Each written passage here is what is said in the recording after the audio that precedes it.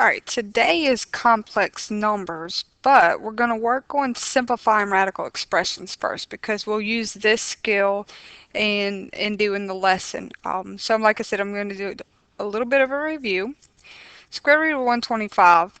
Now, there's multiple ways to do this, and I'll choose to do the method that I'm doing just because it's consistent, and even if you're not good with pulling out multiples and factors, this method will work for you and be consistent.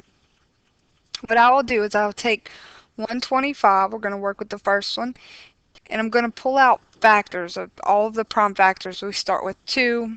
2 doesn't work, so then I will try 3, and 125 doesn't divide by 3, so of course I would say 5. Well, 125 divided by 5 is going to be 25. Okay, then 25 divided by 5, divide a 5 out of it, will give you 5. Now this doesn't go any further. So what I'm looking at, this is the index, and there's a known index of 2 here. If it's not showing, there's a known index of 2. So you want to do groups of 2. These two are paired up, so I have a group of, so a 5 comes out, and then this 5 doesn't have a pair with it, so it's stuck under the radical. So this reduces to 5 square roots of 5.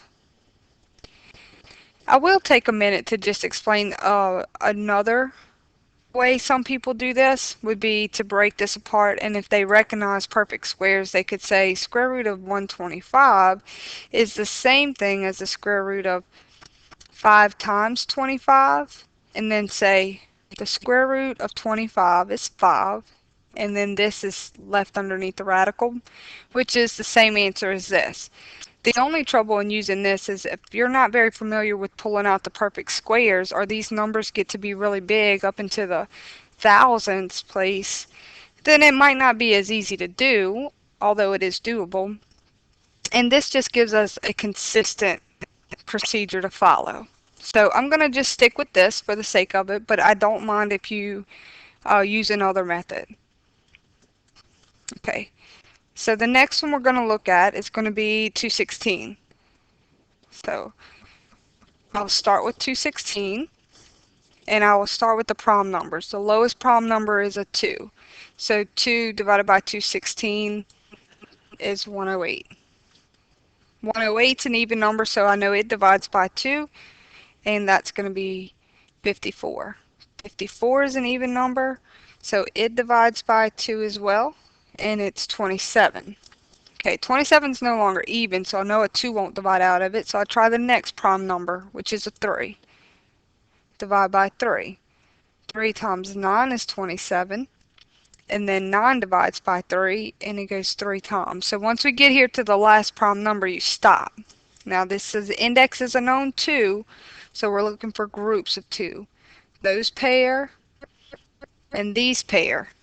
These two do not have other things to pair with, so that means a 2 comes out front, that means a 3 comes out front, and that this 2 is stuck under the bar, and this 3 is stuck under the bar. So to simplify this, 2 times 3 is 6, 2 times 3 is 6. This will be what it reduces to. Alright, so we jump down here to 147. And it's an odd number, so we know it's not going to be a 2. I'm going to start with a 3, which is 49. This doesn't divide by 3, but it divides by 7, so I say times 7, and there's a 7 left. Well, we come back over here. The index is a 2, so I'm looking for group pairs of 2. So that means a 7 comes out front. This doesn't have a pair, so it's going to be left underneath the radical bar. And we get 7 square root of 3. And then we're going to look at our last one, which is 512. And it divides by 2 because it's an even number, and it's 256. I divide 256 by 2, and I get 128. Divide 128 by 2, you get 64. Divide 64 by 2, 32. divided by 2 is 16, divided by 2 is 8, divided by 2 is 4, and 4 divided by 2 is 2. So you just keep going until you get to a prime number down here, then you just stop. Index is a known 2, so what? I have 1, 2, 3, 4 pairs that can come out. So that means out front, out front, out front, out front, and then underneath the bar. And then we simplify. 2 times 2 is 4. 2 times 2 is 4. And then 4 times 4 will give you 16 over here. Square root of 2 is just going to be 16 square root of 2. Okay, like I said, that's not the only method, but it's consistent and it'll give you a basis to start with if you don't remember anything else. And this is just a little mini lesson before we actually start with complex numbers. So now we're going to move on to our complex numbers lesson. And a complex number is a number in the form of a plus bi, where a is the real part and b is the imaginary part. And you can see the little I. The imaginary unit I is defined by I is equal to the square root of -1 and I squared equals -1. Okay, so we're going to recall these pieces of information throughout the lesson. The first thing we want to do when we write as a product of the real number and I on this one is I would say this needs to be rewritten as the square root of 49 times the square root of -1, which that's our I right there. Square root of 49, we're familiar with that. It's 7, and the square root of a -1 is the I. So this reduces, or this simplifies to 7I.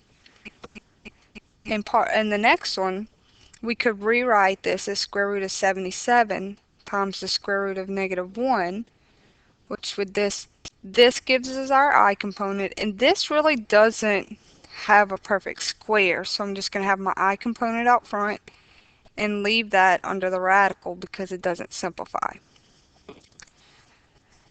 And then we look at C. Likewise, square root of 72, square root of -1, this becomes our I component. Okay, 72 breaks down. We're going to come off to the side and simplify this radical just to see if it does simplify any further. 72 divided by 2 is 36. Divide that by 2, 18. Divide that by 2, you get 9. 9 doesn't divide by 2, so I divide by 3.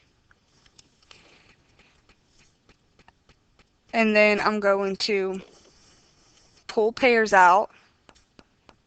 So I'm going to have a 2 out front. I'm going to have a 3 out front. And then under the radical will be this 2 right here that did not pair. So this becomes 6 square root of 2. So when I multiply this times this, I'm just going to get 6I square root of 2.